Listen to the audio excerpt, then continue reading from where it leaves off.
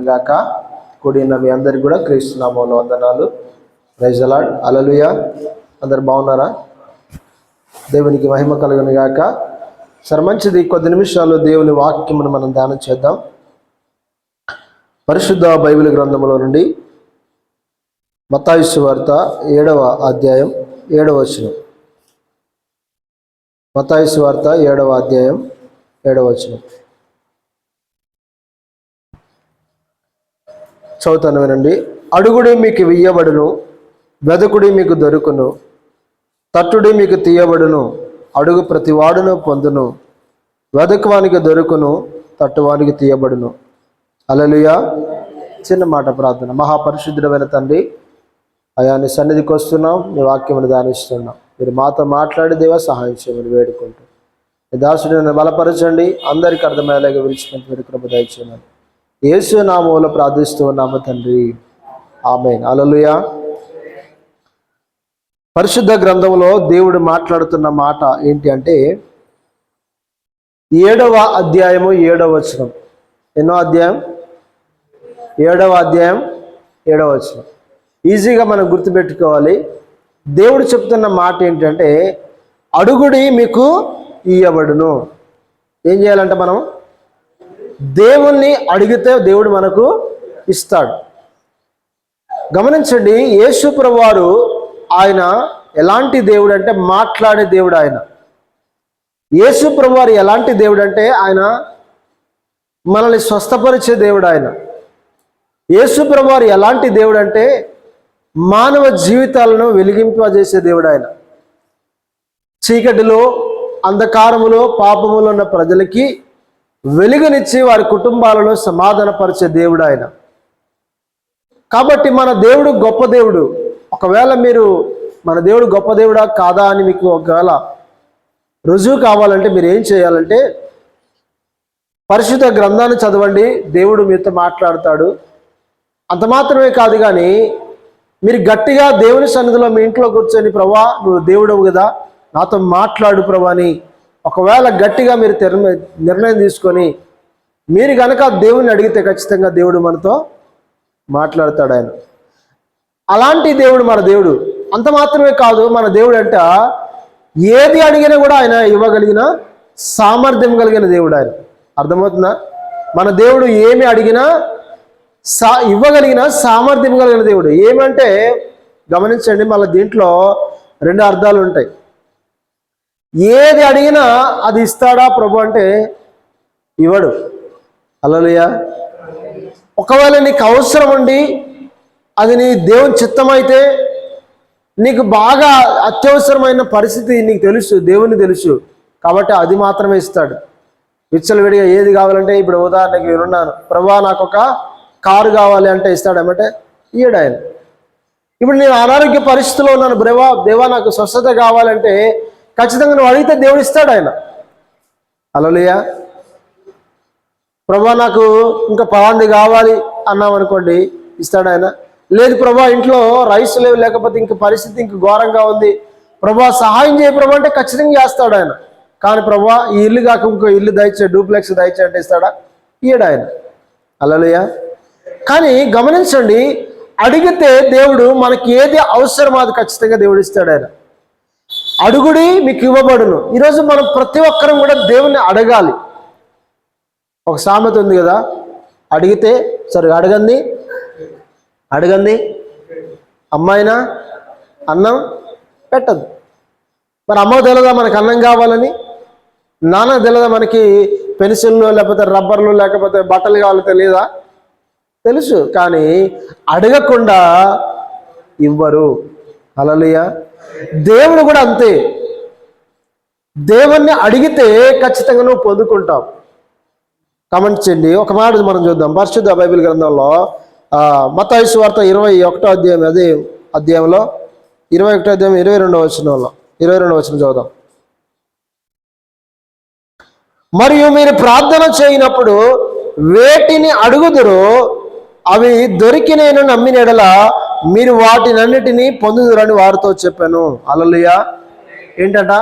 మనం దేవుని సన్నిధానంలోకి వెళ్ళి ప్రభు సన్నిధిలో అడగాలి. ప్రభువా నాకు ఈ పరిస్థితి ఉంది, ప్రభువా నాకు ఈ స్థితి ఉంది, ప్రభువా నేను ఈ ప్రాబ్లంలో ఉన్నాను, ప్రభువా నేను ఈ సమస్యలో ఉన్నాను, ఇదిగో నా కుటుంబం ఈ చిక్కుల్లో ఉంది ప్రభువా, అయ్యా నువ్వు సహాయం చేయి ప్రభువా అని ఖచ్చితంగా మనం ఎప్పుడైతే ప్రాధేయపడి దేవుని అడుగుతామో దేవుడు ఖచ్చితంగా చేస్తాడు ఆయన. హల్లెలూయా. గమనించండి, ఇక్కడ వాక్యం ఉంటుంది ఏంటంటే అడుగుడే మీకు ఇవ్వబడును. ఇంకోటి ఏం చేయాలట, మనం అడిగిన తర్వాత మీరు ప్రార్థన చేయనప్పుడు, ప్రార్థన అంటే అర్థం ఏంటి తెలుసా మీకు? ప్రార్థన అంటే ఏంటి అర్థం? ప్రార్థన అంటే మంత్రాలుగా చదవడం, ప్రార్థన అంటే ఏవో ఉర్దూ పదాలు లేకపోతే హిందీ పదాలు పలకడం కాదు. ప్రార్థన అంటే దేవునితో మాట్లాడుట. హల్లెలూయా. ప్రార్థన అనగానే ఏదో అని చెప్పేసి మనం అనుకుంటాం. ఇప్పుడు పక్క మనిషితో నువ్వు ఎలా మాట్లాడుతున్నావో, ఇప్పుడు నీకు ఉదాహరణకి నీకు ఒక పరిస్థితి ఉంది, అరే ఈ వారం అంతా భయంగా పని లేదు, కనీసం ఆ నిత్యావసరాలు కూడా వెళ్ళట్లేదు, కుటుంబంలో చాలా పరిస్థితి ఘోరంగా ఉందని పక్కతో చెప్తూ ఉంటాం. అదే మాటలు దేవునితో చెప్పడమే ప్రార్థన. హల్లెలూయా.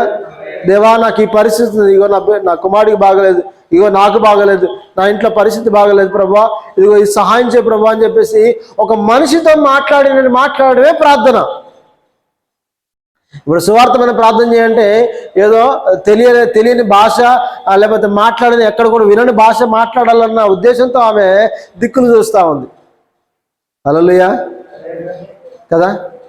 ప్రార్థన అంటే అర్థం ఏంటంటే దేవునితో మాట్లాడటం.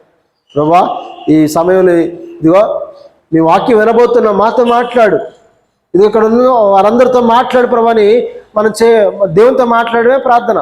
హల్లెలూయా. కాబట్టి ప్రియ దేవుని బిడ్డలారా గమనించండి, పరిశుద్ధ బైబిల్ గ్రంథంలో ఎంతో మంది ప్రజలు దేవునితో మాట్లాడుతూ వచ్చారు, దేవుని అడుగుతూ వచ్చారు, దేవా నాకు ఇది కావాలి, దేవా నాకు ఇది కావాలి. ఒక మాట మనం చూద్దాం బైబిల్ గ్రంథంలో. అంటే ఇక్కడ రెండు రకాలుగా మనం అర్థం చేసుకోవాలి దేవుని వాక్యాన్ని. ఒక లూకా సువార్తలేమో దేవుడు పరిశుద్ధాత్మను అడిగి వారి అందరికీ నిత్యముగా అనుగ్రహిస్తానన్నాడు. మత్తయి సువార్తలేనో దేవుడు అడిగితే ఖచ్చితంగా మీకు అనేక రకాల ఈవుల్ని ఇస్తానన్నాడు. అంటే దేవుని పరిశుద్ధాత్మ దేవుడు మన జీవితంలోకి ఎప్పుడైతే వస్తాడో మనం ఏమి అడిగినా ఖచ్చితంగా మనకు నిత్యావసరాలు లేకపోతే మనకు కావాల్సిన అవసరతలన్నీ కూడా ఆయన తీరుస్తాడు. హల్లెలూయా. బైబిల్లో ఒక వ్యక్తి ఉన్నారు, మార్కు సువార్త మనం చూద్దాం. మార్కు సువార్త 5వ అధ్యాయం.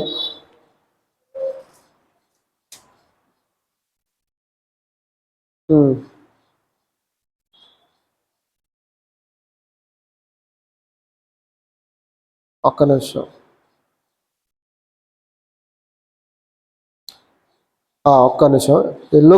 మత్తయి సువార్త 7వ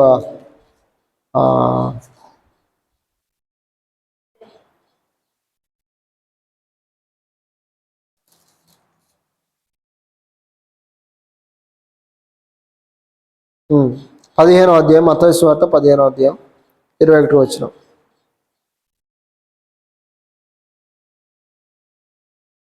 చూద్దాం.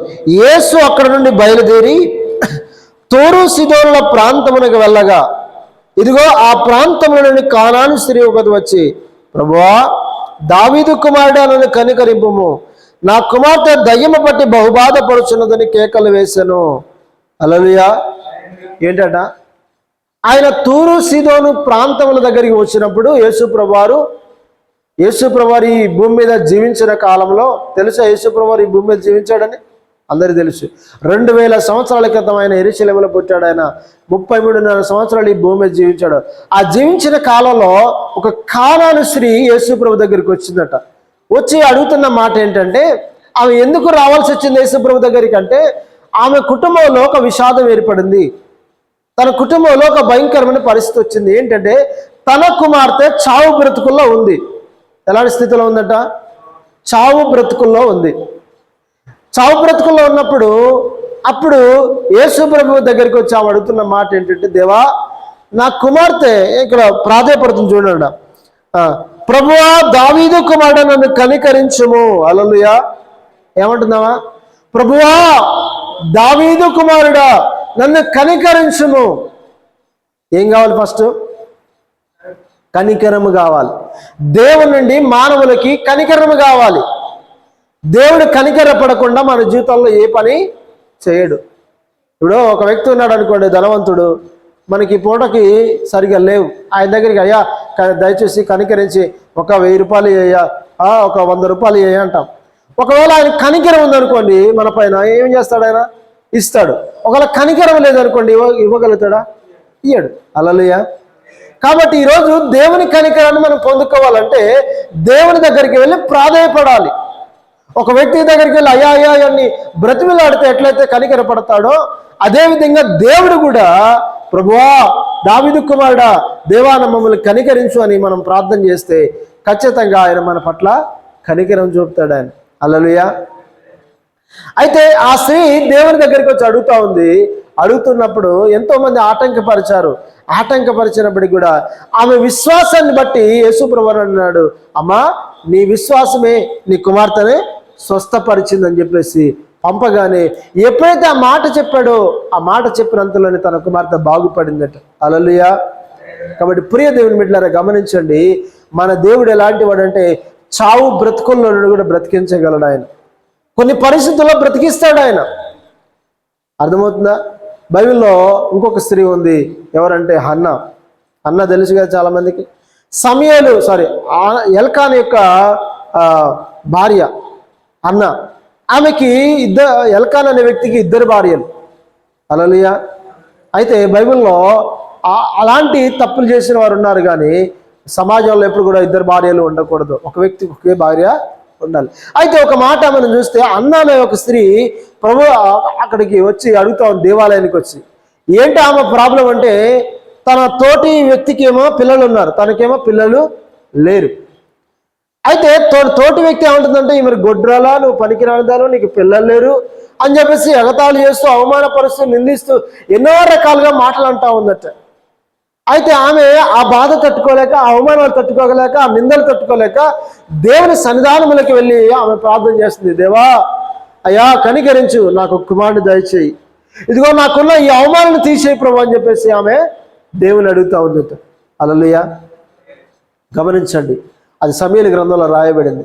అన్న మూలుగల చేత ప్రభు సన్నిధిలో ప్రార్థన చేస్తుంది, కన్నీరు గార్చి అడుగుతా ఉందట, దేవా సహాయం చేయి, దేవా సహాయం చేయి, ఈ అవమానం పోవాలి, గొడ్రాల అన్న అవమానం నాకు తొలగిపోవాలి ప్రభు అని చెప్పేసి ప్రార్థన చేస్తా ఉంది. హల్లెలూయా. దేవుడు తనను కనికరించి సమూయేలు అనే ఒక ప్రవక్తని దేవుడు అనుగ్రహించాడు. హల్లెలూయా. గమనించండి ప్రియమైన బిడ్డారా, ఈరోజు మా లైఫ్లో కూడా, మా జీవితంలో కూడా అలాంటి సంఘటన జరిగింది. మా కుటుంబంలో కూడా మా అక్కగారికి పెళ్ళైన 10 సంవత్సరాల వరకు పిల్లలు లేరు. అందరికీ పిల్లలు ఉన్నారు, తన కుటుంబంలో అన్నదమ్ములకు పిల్లలు ఉన్నారు. కానీ వాళ్ళ అత్త ఏం చేస్తుందంటే ఈమెను విడిపించుకొని ఇంకొకరిని చేసుకుందాం, ఎన్ని ప్రయత్నాలు చేసినా ఏం చేసినా పిల్లలు కలగట్లేదని చెప్పేసి ఏం చేస్తున్నారు? పోట్లు పడుస్తూ ఉన్నారు, అవమానపరుస్తున్నారు, నిందిస్తూ ఉన్నారు. ఇట్లాంటి మాటలు అంటూ ఏటి మోటి మాట్లాడుతున్నప్పుడు ఎన్నోసార్లు తన కొడుకును కూడా ఎన్నోసార్లు నువ్వు గొడ్డడువురా, నువ్వు అలాంటి వాడివిరా, నువ్వు పనికిరాను అని చెప్పేసి అన్నప్పుడు వారి ఇంట్లో నుండి బయటకు వెళ్ళి హైదరాబాద్ ప్రాంతంలో బ్రతకడానికి వెళ్ళిన సందర్భాలు ఎన్నో ఉన్నాయి. ఎందుకంటే ఇటు భార్యను వదులుకోలేక, అటు తల్లిదండ్రులతో మాటలు పడలేక ఎన్నో రకాల ఇబ్బందులు పడ్డ తర్వాత ఏదేమైనప్పటికీ ప్రభువుని నమ్ముకున్నారు, ప్రభు సన్నిధిలో ప్రార్థన చేస్తున్నారు. ప్రభు ఖచ్చితంగా దేవుడు బిడ్డలు ఇస్తాడని నమ్మారు. 10 సంవత్సరాల తర్వాత దేవుడు అద్భుత రీతిగా 2 కుమారులు దేవుడు అనుగ్రహించాడు. హల్లెలూయా. ఇంకొక విషయం ఏంటంటే మీరు గమనించండి, ఆయన పేరు సంసోను. అయితే బైబిల్లో సంసోను కొడుకు బైబిల్లో మనోహ కొడుకు సంసోను. అయితే ఆయన పేరు సంసోను. అయితే ఒక పాస్టర్ గారు దేవుడు నిజంగా అతనితో మాట్లాడాడేమో, తనతో మాట్లాడి ముందుగా అన్నాడు, అయ్యా సంసోను నీకు కుమారుడు పుట్టబోతున్నాడు, అతనికి మనోహ అని పేరు పెట్టబోతున్నావు అన్నాడు. హల్లెలూయా. అర్థమవుతుందా? బైబిల్లోనేమో మనోహ కుమారుడు సంసోను, ఇప్పుడేమో సంసోను కుమారుడు మనోహ అయ్యాడు. హల్లెలూయా. అంటే దేవుడు ఏ కార్యమైనా మనకు జీవితంలో చేయగలడు. మొదటిగా మనం చేయాల్సింది ఏంటంటే దేవుణ్ణి అడగాలి. అడుగుడి మీకు ఇవ్వబడును. హల్లెలూయా. ఏం చేయాలట? దేవుని అడగాలి. దేవా నా జీవితంలో ఈ సమస్య ఉంది, నాకు తీసే ప్రభు అని చెప్పేసి మనం ప్రభు అని అడిగిన తర్వాత మనం ఏం చేయాలంటే ఇంకొక మాట అన్నాడు, అడుగుడి మీకు ఇవ్వబడును, వెదకుడి మీకు దొరుకును. హల్లెలూయా. అడిగాము ఇప్పుడు దేవుణ్ణి, ఇప్పుడు ఏం చేయాలి? మనం వెదకాలట. ఇప్పుడు ఇంట్లో ఒక తులం బంగారం పోయింది అనుకోండి, ఇంట్లో ఏం చేస్తాం చెప్పండి? ఎట్లా వెతుకుతారు? ఎట్లా వెతుకుతారు? అక్కడక్కడ చూసి వదిలేకపోతే పోయిందిలా అనుకుంటారా? అనుకుంటారా? చెప్పండి. ఒక ముక్కు పుల్ల పోతేనే ఈరోజు ఇల్లంతా గాలించేస్తామంటారు కదా. శుభ్రంగా అన్నీ ఒక పేపర్ ఈ పేపర్ ఉందని, ఈ బుక్ ఉందనుకోండి, పేజీ చూస్తాం. అది ఉండేది పెద్దగా అయినప్పుడు కూడా ఏం చేస్తామంటే పేజీ చూస్తూ ఉంటాం కదా. హల్లెలూయా. మొన్న మీకు తెలుసా, వినాయకుని నిమజ్జనం చేస్తుంటే ఆ వినాయకుడి కట 4 తులాల బంగారం వేసిన తర్వాత అది నిమజ్జనం చేసినప్పుడు తీద్దామని అనుకున్నారు కానీ అది ఎందుకో మరి అన్ని పనులు చేసుకుంటున్న సమయంలో ఏం జరిగిందంటే మర్చిపోయి అట్నే నిమజ్జనం చేశారట. 4 లక్షల రూపాయల విలువైన బంగారం. ఎన్ని లక్షలు? అప్పుడు ఎప్పుడైతే వేసిన తర్వాత అరే బంగారంతో పాటు వేసేసామని చెప్పేసి ఇప్పుడు ఏం చేశారంటే అంత గాలించేశారు. గాలించి 6 గంటల సమయం పట్టిందట.